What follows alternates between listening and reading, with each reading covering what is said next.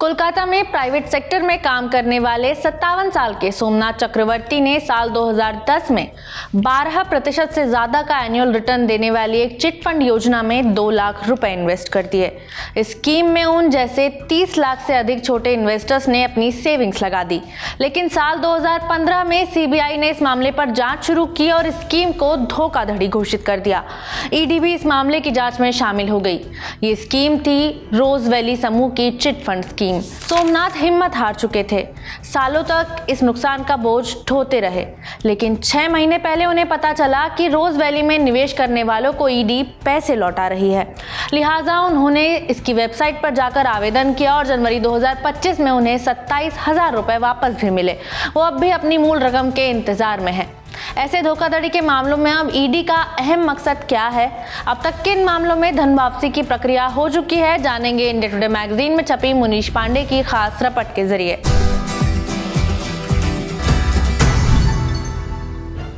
नमस्ते, मेरा नाम खुशबू है और आप देख रहे हैं इंडिया टुडे हिंदी।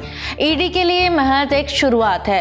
रोज वैली घोटाला 17,520 करोड़ रुपए का था। इसमें ईडी ने अब तक 6,600 करोड़ रुपए बरामद किए हैं। ईडी ने ठगी के शिकार 32 लाख इन्वेस्टर्स को बरामद की गई सारी रकम लौटाने का वादा किया है।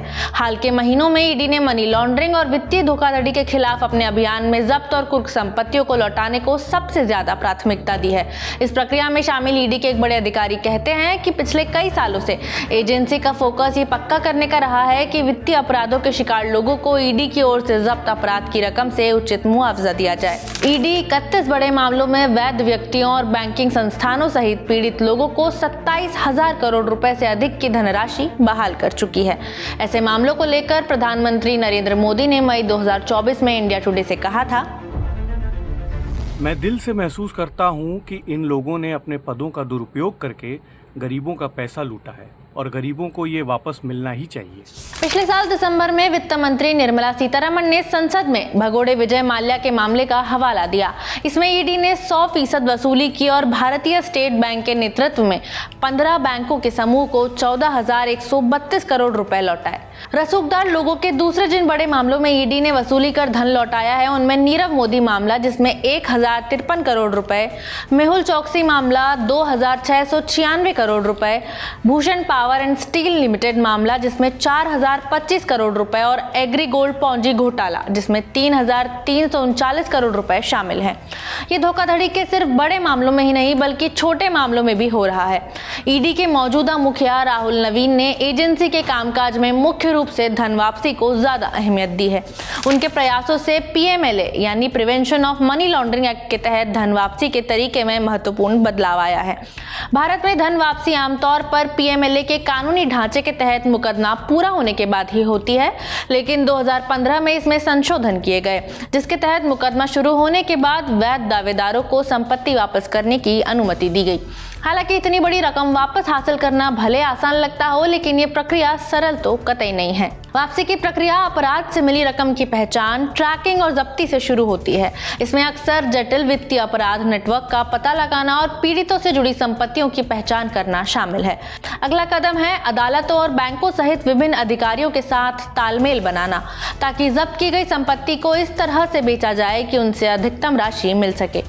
एक बार संपत्तियों से रकम मिल जाने के बाद प्राप्त राशि बैंकों में जमा कर दी जाती है और वैध दावेदारों को धन जारी करने के लिए अदालत को अधिसूचित किया जाता है। वो मामले और जटिल हो जाते हैं जहां संपत्तियां बेनामी रखी जाती हैं। ऐसी संपत्तियां तकनीकी रूप से किसी दूसरे व्यक्ति के मालिकाना हक में होती हैं, लेकिन असल में वो अक्यूज्ड की ही होती हैं।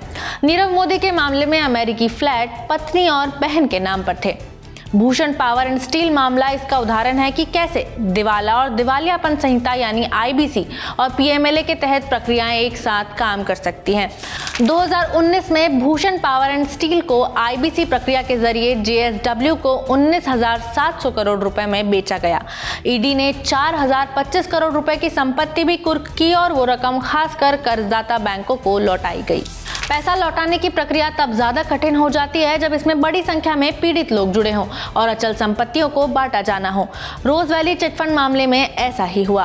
विपक्ष ने राजनीतिक विरोधियों को निशाना बनाने के लिए मोदी सरकार पर ईडी को हथियार के रूप में इस्तेमाल करने का आरोप लगाया है। वहीं रकम वापसी की प्रक्रिया ने जनता के एक बड़े तबके के बीच एजेंसी की साख बढ़ाई है। हालांकि ये प्रक्रिया अक्सर धीमी और श्रमसाध्य है, लेकिन फिर भी ये तय करने की कुंजी है कि वित्तीय धोखाधड़ी के पीड़ितों को न्याय की तलाश में न भुलाया जाए और उन्हें जितनी जल्दी हो सके उनकी गाढ़ी कमाई लौटाई जा सके। ईडी के इस कदम को आप कैसे देखते हैं, हमें कमेंट बॉक्स में बता सकते हैं। वीडियो में इतना ही, शुक्रिया।